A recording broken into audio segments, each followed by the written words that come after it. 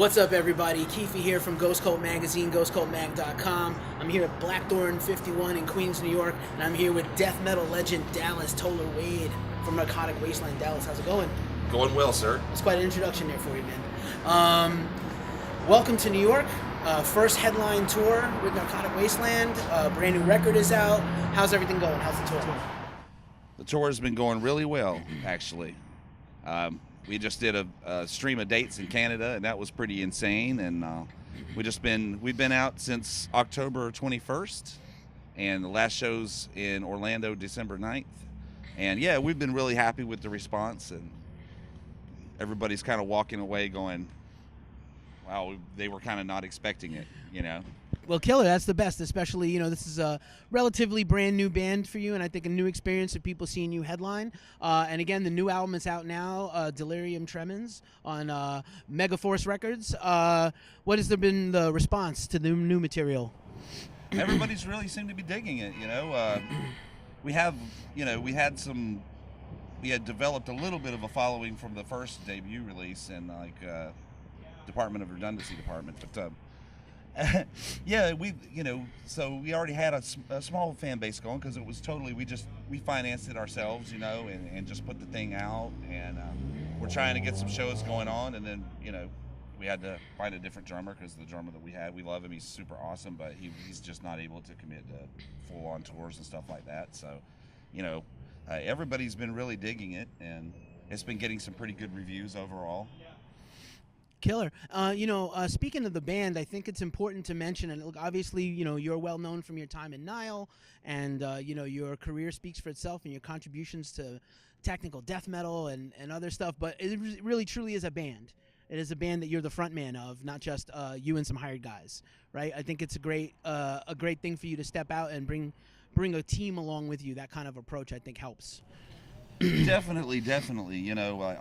I wanted it to be that way. Everybody contributes, and it's just like a band. It isn't like, oh, what's a good reference? Oh, Junebug Spade and the Funky Suckers. There you go. Yeah, it's not like that. I really wanted to put something together that was individual members that stand on their own merit, and we work together as a team, equal partnership, all the way, and. We just, I think that's kind of an old school way of doing it, and I don't know. I think that's just the way it should be done. We're out here. Everybody's out here, putting their asses on the line for this. So, and so far it's been so much fun. We've had so much fun. The guys were talking the other day just about how we're gonna go home with like abs and stuff because we just laughed so freaking much and just. We're having such a blast out here, so. That's really important, though, because it's not just enough. You can make music in the studio all day long with people you relate to on a musical level, but the road is really the proving ground. Can you guys get along? Can you handle the road? It's ups and downs of touring, right? It's not glamorous. There's a bus and an awesome metal club in Queens tonight at Blackthorn 51, but, it's hard. It's work. Yeah, it's definitely work, and, I'd have to say, with Nile as well, it was always, we had each other's backs. It can be tough out there, you got people trying to screw you in just about any way they can, and without even letting you know what their name is first. And, you got to look out for each other. You got to have each other's backs out here, and, that's what it's all about. Right on. Let's get into the record for a second, because definitely the new record is a little more varied than the first record. I think that's on purpose. Killer from top to bottom. Really advise everybody to go out and check it out. I'm sure it's popping up on end-of-year lists and stuff. It's that time. So talk about the process of this new record. It's, like I said, it's a little much more varied than the first one. Yeah, it's just kind of diving into some stuff that I don't know. I'm pretty instinctual with all that. I just kind of hear stuff in my head, or I just kind of write things, just write the way I feel. You know what I mean? And there's just a lot of stuff that you don't always have to play technical and fast to be heavy. And the bottom line is that we want to be heavy. We want to relate to the listener on kind of an emotional level. And get some hair raising, get those goosebumps going, and every time I sit down and I'm working on something or I have something in my head and start playing the guitar, that's usually what I gravitate towards.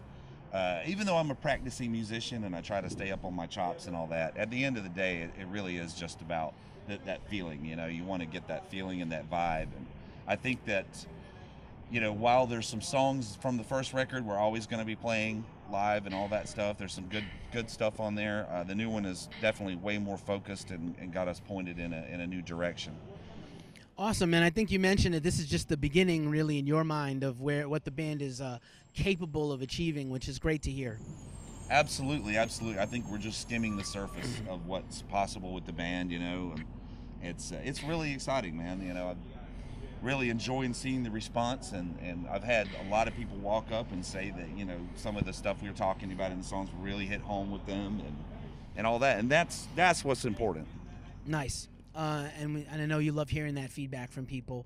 Even tonight, before we began this interview, people were coming up to you and talking to you about the music. So one thing I also did want to touch on is, you know, clearly I think with your first album and now again, you guys were sort of ahead of the curve on this, you know, current sort of hot button topic of the opioid crisis. I'm not trying to put you on the spot about politics, but I was wondering if it was something that was just, you know, philosophically interesting to you because you approach it from a lot of angles, and the new record is not strictly all about these topics, but I was wondering if it was something that personally affected your life or situations, or if it was something just on a broader sense, hey, this is really intriguing.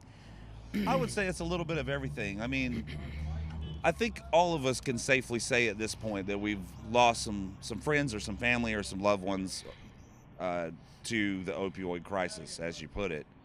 And, you know, one of the lyrics in the song is, you know, pharmaceutical drugs are killing more people than all the street drugs combined. And, you know, meanwhile, you know, marijuana is illegal.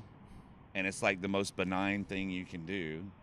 And, you know, it actually can help people with anxiety and pain and stuff like that. But, you know, it seems to me that the big pharmaceutical companies are kind of holding all the cards.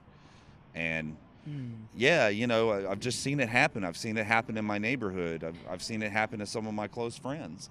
They either pass away or they end up being completely untrustworthy as a person. And, you know, it's just a really sad thing. And, you know, this is a death metal band, and it's just kind of really a death kind of topic, in my opinion.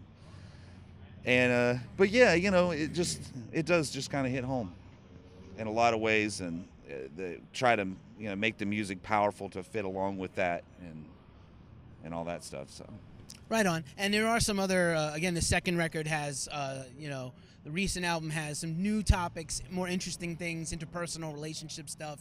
It's not just this, you know, it's not all we sing about or all you talk about or all the band is about, but I just found it really compelling. I thought it was a good story, and I think definitely something to latch on to for fans. So that's awesome. Just a couple more questions for you, man. You know, obviously I mentioned we're getting to the end of the year, so I wanted to ask you again about albums you heard this year. I know you were busy making a record and now hitting the road, but like what new music in 2017 did you like? What would make your end of year list if you had one? well, there's quite a few actually. I really dug that latest Suffocation album that came out. I think that it's hitting on all cylinders, and they're giving us exactly what we want as Suffocation fans, you know. A lot of killer guitar work, very dark and moody, really fast. It's just kind of what we wanted, you know, from them. They're not slacking at all. They're going full tilt, and, you know, that's what we want from our death metal, you know what I mean? That's what we want. Thank you, Suffo. Yeah, totally. They're kicking some ass, and it's great to see them. You know, I've had an opportunity to tour with those guys a couple times, and, you know, they're super cool guys. And, you know, Terrence he's brilliant. You know, he's a genius guitar player, in my opinion. And, you know, there's that. There's the Immolation that came out. That's incredible. But those, I mean, that doesn't even surprise me from those guys anymore, man. You know, they're like one of the best death metal bands ever, in my opinion. It has been one of my favorites for as long as I can remember. Let's see what else came out that was really, really awesome this year. Decrepit Birth. Great band. Yeah, I was really impressed with the tracks that I heard. I haven't had a chance to pick up the CD yet, but that one was pretty awesome. And I haven't heard the new Morbid Angel yet. I've heard of mixed things, but you know how it is in the age of, you know, the social media and your keyboard warriors and shit. We actually have a song about that on the new record called Return to the Underground. But anyways, I'm excited to hear what's going on with those guys. Let's see, something non-death metal that was a pretty good release that might have gotten overlooked. And I've been a longtime fan of this band. I saw them open for Megadeth in 1988, and that's Sanctuary. Yes. Inception. Yeah. And it's basically their first demo, preserved and redone and everything. And it's got a couple of songs that wasn't on Refuge Denied, and then it's got like slightly different versions or demo versions, kind of really brought it out, you know. And it's really cool to hear that, even though they haven't really gave us much new stuff except for 2014, which I also liked that very much too. I thought that was a really great. I hate to say it, but I prefer Sanctuary over Nevermore. But that's because maybe I was 14 and I saw them way back in the day. Right on. But that Sanctuary Inception, I think, is definitely on the list for me this year. Killer. And they'll be, I know they're hitting the road, so people will see that stuff live. Oh, yeah, with Ice and Dirt. The Ice Dirt tour, that's going to be major next year, Yeah. man. So, yeah, man, I just had one, last question for you, which is what's on the horizon? We really want to get on a band with not necessarily, well, I mean, we can headline, but that's not a necessity ever for me. I mean, it was just kind of how it all panned out for this one. We would really like to, get on with some other bands and have like a cool touring package. And I think that's probably what's going to be going on for 2018. Nothing's completely set in stone yet, but we definitely got some offers coming our way. All right, we'll be looking out for that. Dallas Toler-Wade, man, thank you so much for spending some time with Ghost Cult. I'm Keefy for Ghost Cult Magazine, ghostcultmag.com. Peace out.